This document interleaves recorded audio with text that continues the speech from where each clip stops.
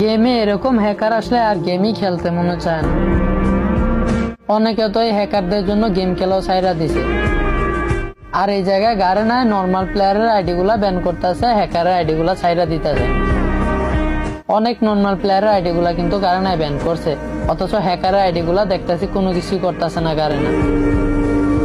কারেনা থাইকো তুমি তোমার হ্যাকার নিয়ে, যখন আমরা নর্মাল প্লেয়ার গুলা চলে যাবো তখন বুঝতে পারবা।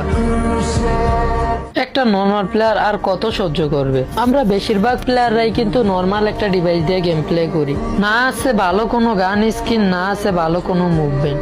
তা দিয়ে একটা ভালো প্লেয়ারের সাথে ফাইট নিতে আমাদের হিমশিম খেতে হয়, তার ভিতরে আবার এরা।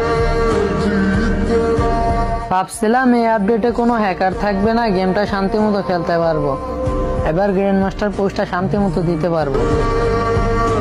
কিন্তু এরা কোথ থেকে প্যানেল হ্যাক গুলা লাগায় আসে আর আমাদের নর্মাল প্লেয়ার গুলাকে ইচ্ছা মতো মারে। তো এই হ্যাকারের খেলাটা দেখো, এরকম হ্যাকার কিন্তু অনেকদিন পরে আসছে। এতদিন আসছে প্যানেল ইউজার, বাট ওদের গলিগুলা রিকোয়েল দিত বা দুই একটা